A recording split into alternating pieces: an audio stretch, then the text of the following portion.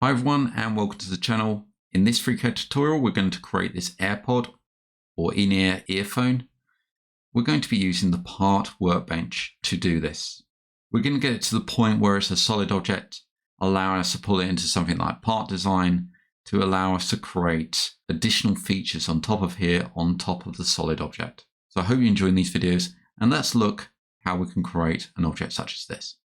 If you like what you see and you want to donate to the channel, then you can do so via Ko-Fi or Coffee at ko-fi.com/MANG0 or via PayPal at paypal.com/paypalme/Darren B. Eastone. I also run a Patreon where you can get early access and additional content, and that's at patreon.com/Mango Jelly Solutions. Links can be found in the channel header, on the About page, or in the descriptions of these videos. So before we start modeling, let's look at our strategy to create this object. So first of all, we've got some reference material. We're going to try to break it down into its base shapes. I haven't got a top view, I've got a side and a front view. And what I'm looking at is trying to find out shapes that I can distinguish quite easily. If I look at the profiles, side profile and the front profile, I can see that we've got this feature here. So this will become one of our profiles. If we're looking at it from this point of view and we'll work our way back, we can see we've got another profile here. And it gets more complex as we move through the object. So we have to think about it in a different way in that we can actually split this into 2 or 3 objects. It's basically a composite. We think of this as the stem. So this will be just a cylinder. And then from the cylinder, you get this blend to a circular mass. So we've got 3 parts, the stem, the blend, and this circular mass. Looking in more detail, it's more of a ellipsoid from this point of view. Looking at it from the side, we observe that we have curvature coming all the way to this point, and then it's cut off. And we've got a planar surface here. We start drawing lines down, we can see we get our cross sections. So cross sections going through here, and we have this cross section here, which will be this one, which we can sketch. And then we move all the way up. And if we start observing the back of this, this is almost a sphere. So again, we can split it to make it more simple. If we take a center line through this, and we understand how our lofting works, then we can loft to the center line and then deal with the back part. So remember, I only want to deal with this part here as a single object. So we can loft a profile through this. And then when we get to this stage, we could take, say, the top profile, the top part of the profile, and rotate it around, extruding that profile through the rest of this 180 degrees. And that should get us our shape. So it's best to sit down with the object, take a good look at it from the different profiles and figuring out how we're going to actually create something like this. Let's start our modeling and deal with this shape first. So I'm in FreeCAD and I'm going to create a new document. I'm going to come over to the sketcher. I'm going to create this using the sketcher and the part workbench. We'll come to the part design in another tutorial. So looking from our front view, if we remember back to the reference material, we're going to create a sketch for the profile along the front, which is the XZ plane. And hit OK. Now for this, I'm going to use this scale down here. And from measurements I've looked up on the internet, I know the rough dimensions of the AirPods. This is going to be a representation, not a duplication of that object. I'm going to zoom in and I'm using this to figure out where I need to start. So we're at 51.94, keep zooming in, and I want it to be around about 15 mil, something like that. And we'll move this into view. For this part, it's around about 4 millimeters across by 6 or 7 millimeters high. And if we follow this up, you can see that we're going to have to use some kind of B-spline in here. And because I want to rotate around here using a revolve, I'm going to use half an arc in here, half a B-spline arc. So for that, let's come up to the B-spline. This one here, create a B-spline. I'm going to sketch from left to right. So I'm going to connect to this line here, like so. And I'm going to come up and draw 1/2 of a square in here. So I'm going to come up to here. So this is my second B-spline point. I'm going to connect to the center. This will be the top of the arc. Come this way and then down and connect up to this line here. Now, the reason why it's connect up straight away, I've got the auto constraints on. So let's just hit escape to cancel the tool. And we'll look over to the left-hand side under the constraints and drop this down. I've got the auto constraints checked. That allows me to connect up to these and automatically add those constraints. You can see we've got this shape here. Let's escape that and escape again to get the tool back. So we've got our shape. I'm just going to switch my mouse highlight on so we can see much easier where the mouse is. Now I'm going to add some dimensions in here. I'm going to go across the top using these 2 points. So you can see the B-spline curves in here. And let's come into the sketch and make this a lot easier. Sketch B-spline tools. And we've got the show highest spline degree. I want the comb, which is this one, curvature comb. Let's get rid of that so we can see what we're doing. So I'm going to pick this point and set a distance in here using the distance constraint. I want this as 4 and hit enter. So we've got that there. I'm going to take this point and this point. We're taking those two. I'm going to set a height. And we're going to say about 3.5 and hit OK. So now I've got this in here, we need to keep these in line. So these two. So I'm going to take this point and place a vertical constraint. And this point and this one, and place a horizontal constraint. And again, I'm going to take this one, and place a vertical constraint. Now, if we look at this, we can see we've got more one side. So we need to center this. If I zoom in, you see that we have a point here, this point here, this one. I'm going to constrain this point to this one, our control point of the B-spline within this circle. And make a coincident constraint on that one. And then we'll take this point and this line and make a point on object constraint. So now what we've done is fully constrained this sketch. I'm not going to make an internal wall. We're going to make a shell first or a number of surfaces and then create a solid out of those. I'm going to close this now. And we have our first sketch. So this one is our front sketch. So front profile. Next, I want to deal with this curvature here. So again, I'm just going to sketch half of this using symmetry to my advantage. So make sure nothing's selected and create a new sketch.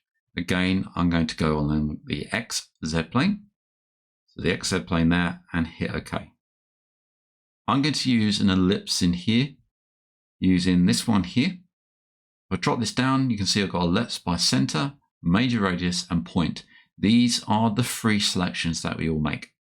Let's select that. So first of all, we need to constrain it to the center. Our coincident constraint kicks in, click once. Move this up. We're setting the radius now, so I want it to be about here. We're going to set some dimensions in a minute, and then let's come out to about here. So we've got that in there. Now that's in there, we're going to use the trim tool and trim away the bottom arc because we're using the symmetry. So let's come up to the trim tool, this one here. This is also available on sketch geometries, and trim edge. And we're going to trim away this edge here. You can see the green highlights. We've got this line here, and you can see the green highlights appearing. So we trim away that one, and we get the redundant constraints over here. So I'm going to click that and hit delete. So we've got that one there. And I need to trim away this edge as well. So let's re-enable the trim tool. Should have done that next. There we go, that's gone. And we need some constraints in here. So I'm going to place the horizontal constraint on this line here. So this is a helper line. We zoom in, we have to do some clear up. So I'm going to hit escape and take this point and this point. You can see them separate there. Make them coincident. Move over to the left-hand side, and we've got a point on line constraint here. So we're just going to move that, and we can see we're okay. So that's all okay there. So that's in now. That sets some diameter in here. I'm going to take this line here, and set that to 10 millimeters. Next, we're going to set a height. So we're going to take this point and this point, and set a height in here of 7.5 millimeters. So we've got our two base sketches. We're going to have to move this because remember, this is this sketch here, which will sit around about the center. And we're going to revolve a copy of this way to create the back. So what we need to do is take the sketch, rename it, call this mid profile, and we come down to the placement, the position. We want to move this along the y-axis. So we're looking here, the y-axis. Let's come up to view and toggle the axis cross. So it makes it a lot easier to see where we're going. So along this axis here, the y-axis, and we're going to set this one to 8 millimeters. Now, the reasons why I've set it to 8 is that I'm going to use a loft in here. So I'm going to loft through this. But with lofts, if we just have two profiles, we get something called a ruled surface, a ruled loft. So it'd just be a straight loft through there. So I need a second one of these to create a curvature across here. So what I'm going to do is use the draft workbench. Now, there's a tool in the draft workbench that I'm going to use, and it's called the clone tool. I'm going to hide the gridding, and we've got this tool here. We could move this onto, say, our global toolbar at the top if we use it across multiple workbenches, or we could move into the part. That's up to you. I'm going to leave that here. Otherwise, you'll be searching for it if I moved it. I'm going to select the sketch, the mid profile. I'm going to use the clone tool, or I'm going to come up to the modifications and clone. We create a clone of this sketch. Anything that changes in the mid profile will change the mid profile clone. Let's take that clone and move it along the y-axis to 10 millimeters. And I'm going to change the name of this, our clone, to end profile. We now have all our profiles. Just going to quickly save this. I'll save as, and I'm going to call it AirPod demo. So now we've got our profiles, we can loft through these. Let's come over to the part workbench, and I'm going to use the loft tool, this one here, or part, and come down to the loft. We have all our profiles available here. These got to be in sequence. So when we add them, we add this one first, which is the front profile, move that across, the mid profile, move that across, and then the end profile, and move that one across as well. Come down to here, we don't want a solid because we're dealing with surfaces. We're going to create a solid afterwards, and we don't want ruled surface, and we don't want it closed. That's okay that. We get our loft going through there. For our next part, we need to create a mirror of this. So we want to complete the body over this way. If we look from the top, we need to reflect this across this plane here, which is, if we look here, the Y and the X, so the XY plane. Select loft and use part, come down to mirroring, or we use this tool here, the mirror tool. loft selected, the XY plane selected, and hit OK. So that's reflected across there now. Now we're going to use the rotate on this side. To do that, I'm going to reuse one of the profiles. So remember, we cloned the profile to this point here. If we come up, we come in loft, and we get the end profile. We can see that end profile is there. Select the end profile, and we need to rotate this. Now, if I try to rotate this now, what's going to happen? It's going to rotate it around the center point, which is here. So this isn't going to work. So we need a reference to rotate it around. So we need an axis. So let's make sure nothing's selected and look from the top. And let's bring this around to about here. Nothing selected, and I'm going to come into the sketcher and create a new sketch. If you wanted to, you can move this onto the part workbench and create it from there. Create sketch along the XY plane and hit OK. I'm going to use the view section or sketch, view section to section through this object here. You can see these white points. This is the sketch. So let's come over to the model and hide the loft. Let's click on the loft and hide it. And also I'm going to click on the mirror and hide that as well. So we can see that the end point here of the sketch is sitting there. Roll over that, you can see those are there. So I'm going to import these 2 points in using the external geometry tool. Also available from Sketch, Sketch Geometries, and Create External Geometry. Pull in these 2 points, like so. And then we'll select the line tool and make a line between this point and this point coincident to them. And we've got our line now. This is going to be our reference axis. So let's come over to the task and close that now.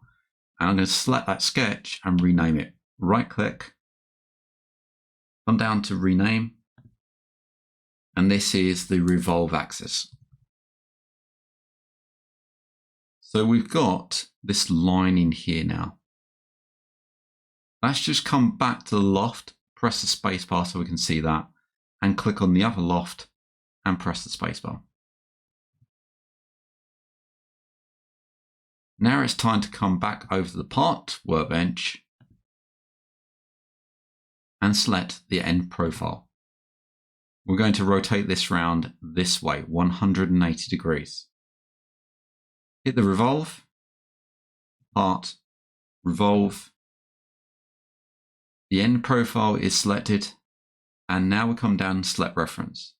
Click that, then we can select a reference, and I'm going to select our sketch that we just created.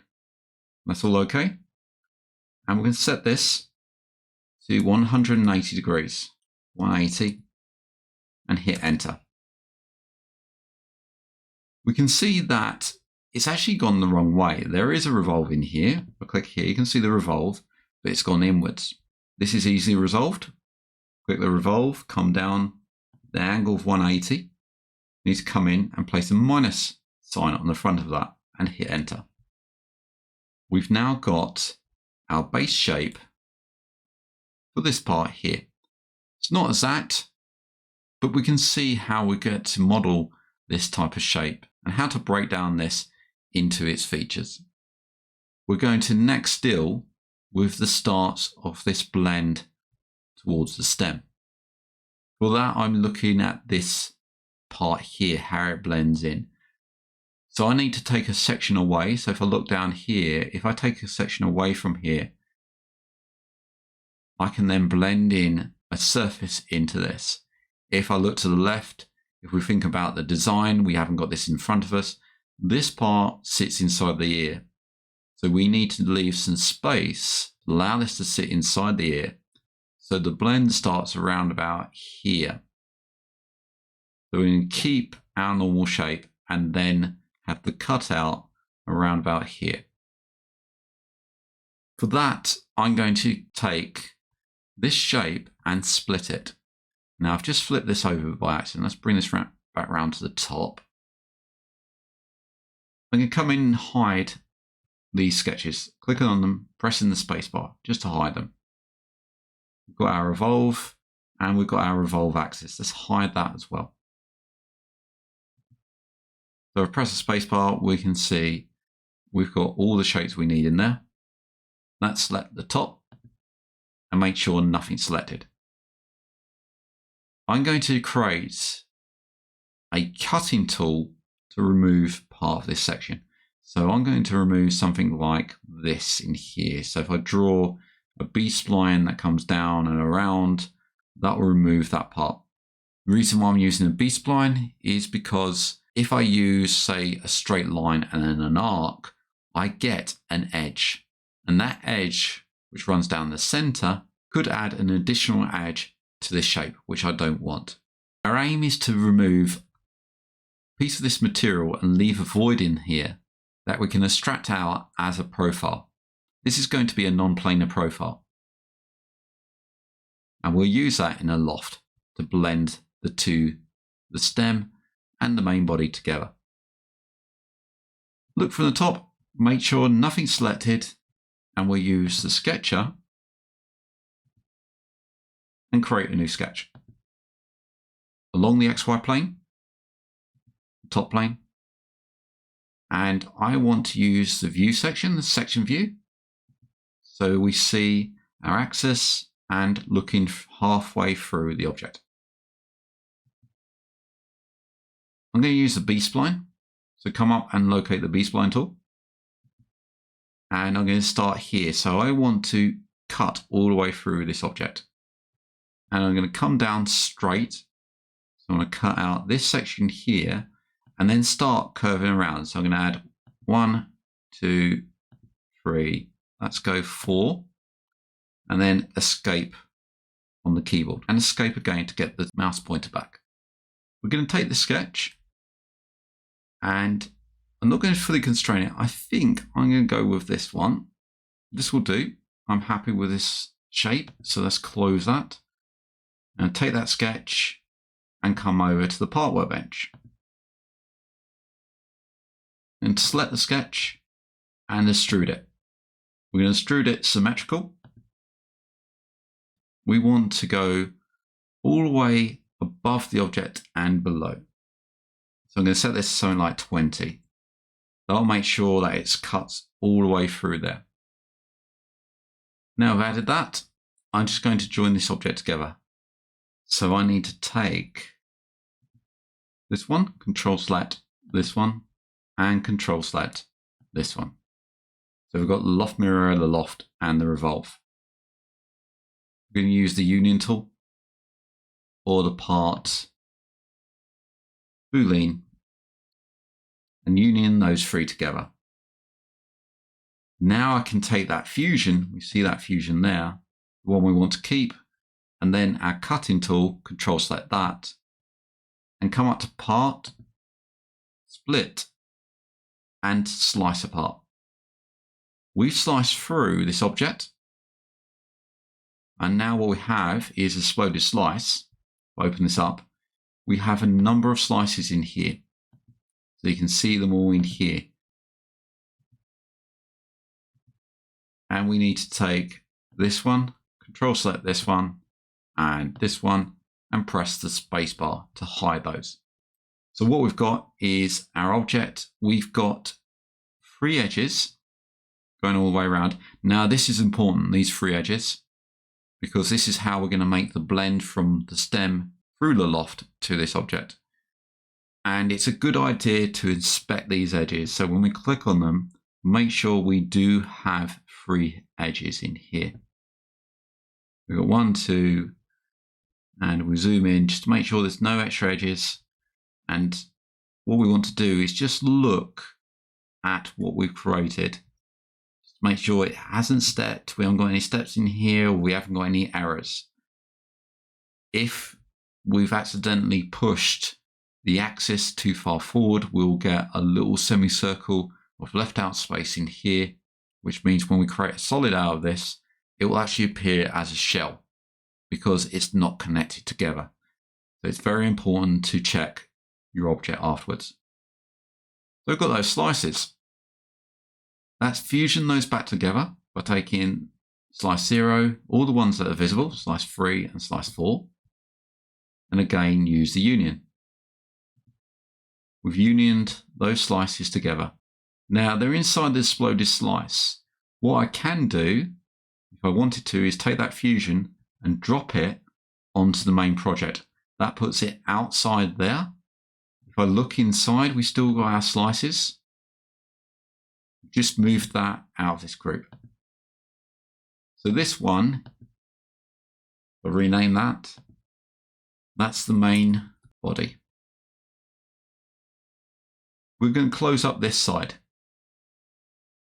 So to do that, I need to use the surface workbench, or I could stay on here and use a ruled surface.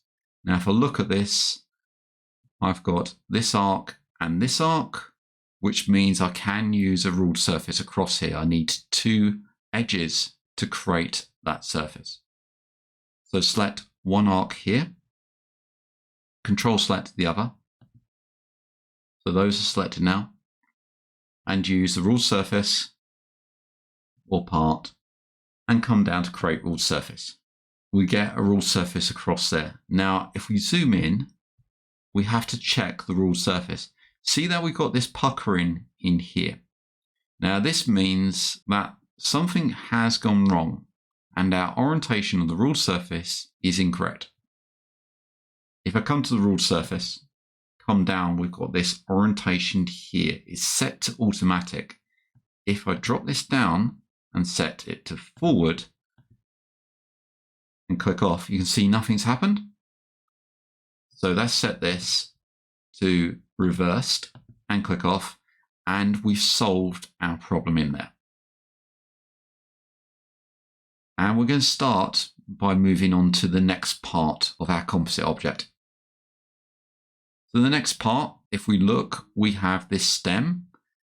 We can't do the blend at the moment here because we haven't got anything to blend it with. We need a start and an end object to blend this with. So this is basically a simple cylinder, but we have to be careful of the topology of our object. For us to make a pleasing object and get the topology right, we need to think about these edges. We have 3 edges. This is going to be part of a loft.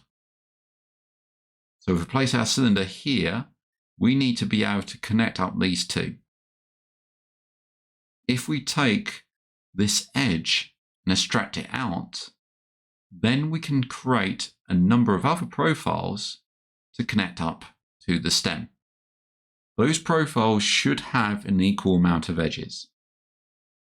If we create an odd number of edges, so say we have the profile has 3 edges here and then we only use, say, a simple circle with 1 edge, then a number of edges will be created automatically.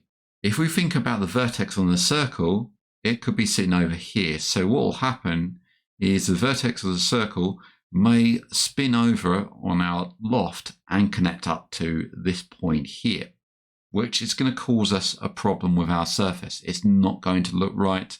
It's just not robust. You see it when people create faces in Blender or direct modeling. Topology of the actual face will flow around the nose, the eyes, etc. In a bad model, it will be very square and nothing will flow. So first of all, let's create this cylinder. Looking from the top view, making sure it's around the right way. XY plane, and we're going to come over to the sketcher, making sure nothing's selected, and create a new sketch along the XY plane and hit OK. Now if we look, we need to create 3 edges. So this edge here, and this edge here, and reflect it in our stem. So I'm going to come up, I'm not going to use the circle tool, I'm going to use this tool here, the center and endpoints arc. With that tool, we'll take a center point, I want to match the back of this object. So I'm going to come across and make an arc like so. I now want to match this edge here. So I'm going to come and be coincident to that center point, come out coincident to the arc point here, come round and make an arc. So this point here will marry up with this edge here. Again, this point, and make our final arc. Come in and make sure we're coincident to this point. We've gone over constrained. Let's select the redundant constraint, which is the coincident one here. And this actually seems a bit strange. Just going to delete that. This arc is actually open at the moment. So let's click on top and add some constraints in here. First constraint, I'm going to use the vertical constraint. I'm going to select this point and this point. Keep those in line. Next, I'm going to select horizontal constraint. And we'll select this point and this point. Keep those in mind. And then I still got the tool selected because I selected the tool first. This point and this point. Keep those in line. Now you notice what's happened. This is open at the moment. And this because we couldn't make a coincident constraint to these two, which is a little bit strange, but we can get around that by taking this point and this point and putting those in horizontal constraint. We get a redundant constraint here. Let's click that and hit delete. I've actually selected the wrong one. I believe it's this point and this point. That should be in horizontal constraint. There we go. So that's actually coincident to that without a coincident constraint because they're on top of each other. That sets in diameter. So I'll take this arc and use the diameter and set this one to 6 mil. We can move this into position and I'm looking to place it. Let's use a section, well, the view section. So I see this point here. And we'll take this point and this one and place a length in here of around 10 mil. And this one and this one, taking a height. This will fully constrain it of 12 millimeters. So we now have our sketch ready in here. Let's close that. And what I'm going to do is first rename the sketch, right click and rename. This is going to be the stem. And I want to move it downwards. So we'll look at this. This is in the middle at the moment. So I'm going to take the stem, look at the placement, look at the position, look at the Z-axis. We're moving along the Z-axis. And I'm going to move it down in the minus direction of about 5 millimeters. So it's around about there. Click off. So we've got our profile ready to extrude. Let's come over to the part workbench and click the stem and extrude this. Now I want to extrude it in the minus direction and we'll go around about minus 30 millimeters. That might be a bit too much. Let's have a look to see what it looks like. And that is quite a lot. So that's come back in. Let's just set that to 25. So we've got that there. Remember, we still got the sketch, the stem here, the stem profile. And what I'm going to do is just right click and rename that to stem profile. So we've got our stem profile. We're going to use that stem profile to blend in to here. And if I look at this, this might be a bit wide. So let's double click that and change the diameter of this. This is 6 millimeters. Let's double click that and change that to 5 mil and close that. That looks better. If I look at the extrude, it's also solid. We're dealing with surfaces. So I'm going to select the extrude, come in and make sure the solid is set to false. So we've got our 3 edges, which will marry up to these 3 edges. So our next stage is to create a loft across here. Now remember, we need 3 profiles for a surface that is not ruled, a loft that is not ruled. So I need to create another profile that's about here. So this is the neck that connects up. If we look back, we can see that if we take a profile across here, and this is our top profile, our second profile can come across here or even here, and then we blend in to the profile along this surface. So we need to replicate that with our model. We've got our first profile. We're going to reuse the stem profile. So I'm going to press the spacebar on that and then click on the extrude and press the spacebar to hide that. Back over to the draft workbench. And I'm going to select the stem profile and clone it using the clone tool as before. We've got a clone of that stem profile. Look to the front, and there's a couple ways to move this. We could use the rotate tool here, the move and rotate, or we could use, because it's a clone, I have the ability to right click transform, which I'm going to use. First of all, let's look at the placement and the position and move it along the Z axis. It's down by -5. So if I zero that, that might be a bit too much. Let's do this at -2. Got that -2. Now I need to rotate this. Click on the stem profile. If I right click and transform, it's going to transform it from this point because it wasn't centered when we cloned it. So that's fine. Let's rotate it this way slightly. So you can see we've got the rotation in there. We may want to do it a bit more. We're doing it in 15 increments of rotation.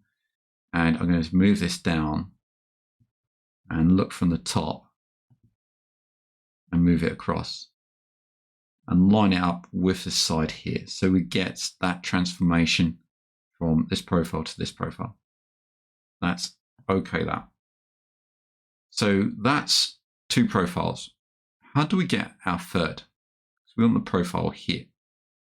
We're swapping between workbenches. So remember, the clone can come over and sit on the global tool. We still keep a copy of the clone here. It just creates another icon on the toolbar. In the part design, we have the subshape binder, this one here, or part, create a sub object shape binder. That allows me to take this edge and control select this one and this one.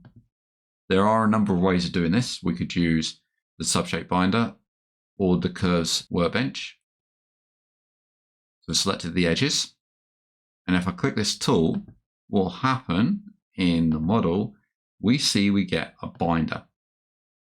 Let's hide that main body, this main body here. Just press the spacebar. You see that we've got a number of profiles, which we can use over in the part and use those in the loft. So this binder here, first of all, let's come in and make sure that we're all connected up, which we are. We should be fine because we checked the edges before. This binder here, we can right click and rename and call this body profile. The other profile, the stem profile 2D, which was the clone, is the stem mid profile. Now, making sure we haven't selected anything, and use the loft tool. And we need to place these in order. So it doesn't matter which way around we go. If we start from this profile here, which is the stem profile, double click that, that will move it across. We can double click or use the arrows. Then we want the mid one. We can see them highlighted in green on the right hand side. The next one, the body profile, double click that. Make sure the create solid is unchecked and the ruled surface is unchecked and hit OK. We get our loft. Now notice the topology of the surface. The edges connect up to the edges on the last profile, and this is what we want. because when we pull back our main body and press the space bar, you can see that it's connected up nicely there. We may want to adjust this line. So remember our cutting tool that we use to cut this in the main body, the slice. Look in the slice, we get the fusion, we get the extrude, which is our cutting tool. I didn't rename that, unfortunately. Let's click on the sketch, press the spacebar. We may want to adjust this slightly. So we can adjust it to get a better topology going across here. For the time being, I'm going to leave this. And I think that if I look at this, we may want to rotate this round this way a bit to make that better. So it rotates inwards. And we can do that just by rotating this, which is our main body. I can right click, transform, and rotate this slightly, something like that, and bring this in and down a bit. If I hit OK, it all connects up and we get a better flow going across there, like so. If I come back to the stem and show the extrude by pressing the spacebar, let's right click and rename that and set this to stem extrude. We're starting to get all our major parts of our AirPods. We're at our final stage of closing this object. So we've got to close the bottom. So we've got to make a ruled surface across here. Problem is we've got 3 edges. We haven't got 2, we've got 3. So we need to think about this logically. If I created a ruled surface from here to here, then we'll end up with just a line going across here and this closed this way. So the best idea is to take this arc and the opposite arc, this one here, control select those two, and then we'll have a surface that runs this way. Let's use the ruled surface. Again, we need to unknot it by coming into it and selecting forward and clicking off. That hasn't done it, so select it again, orientation, select reverse and click off. Now I can take this edge and control select this edge and again create the ruled surface across there. We'll have a look at it, make sure it's okay, make sure it doesn't need reversing, and it all looks fine. So now I'm going to close this object. The best idea to close the object is use the curves workbench because we have a parametric solid tool on there. I've got it installed. You can install it from Tools and Add-on Manager. And we can search for the curves workbench. This one here. Once that's installed, you may have to restart FreeCAD. Come into the drop-down and select curves workbench. This is a tool we're after, this one here, and this is a parametric solid. To use it, I need to control select all the faces. So I'm going to control select all the faces in here, making sure we've picked up all of them, including these two and this one. Let's bring this into view. I can control select them and then take my finger off control and use my shortcut keys to move this around. As long as I don't click off, I'm okay. Let's control select this one and this one. And finally, I think we have them all. And then click on this tool. You can see we've got some strange effects in here. And this is just because that the solid has been created, but you can see that here we have all of the objects still visible. And we just press the space bar to make them invisible. We've still got a number of sketches in here, like this one here. You can click on that, press the space bar. And the sketches that run around this way, press the space bar on that. And this one here, we can see the stem profile, space bar on that, and the body profile, space bar on that. So we now have our solid, and we can see that solid sitting here, and it's saying solid, and it's in green. So we can now use that solid and do some additional modeling on top of that. I could come over to, say, the part design, and we'll create a body. Come over to the model, and we'll drop the solid inside the body. What will happen, it'll create as a base feature. The solid has disappeared. And I can start basing a sketch on, say, this plane of face. New sketch, and we could add some circles in here. Let's just add the one. This just to show what we can do with this. And we can pocket into there. And we've added our pocket through there. And we can create our features against this of whatever we want. I hope you enjoyed that video, and I hope to see you in the new one. If you like what you see and you want to donate to the channel, then you can do so via Ko-Fi or Coffee at ko-fi.com/MANG0, or via PayPal at paypal.com/paypalme/DarrenBEstone. I also run a Patreon where you can get early access and additional content, and that's at patreon.com/MangoJellySolutions. Links can be found in the channel header, on the About page, or in the descriptions of these videos. I thank everybody that's donated so far. It really helps to keep the lights on so I can produce more content and also expand the channel. Thank you for liking, commenting and subscribing to these videos, and I hope to see you again in the next one.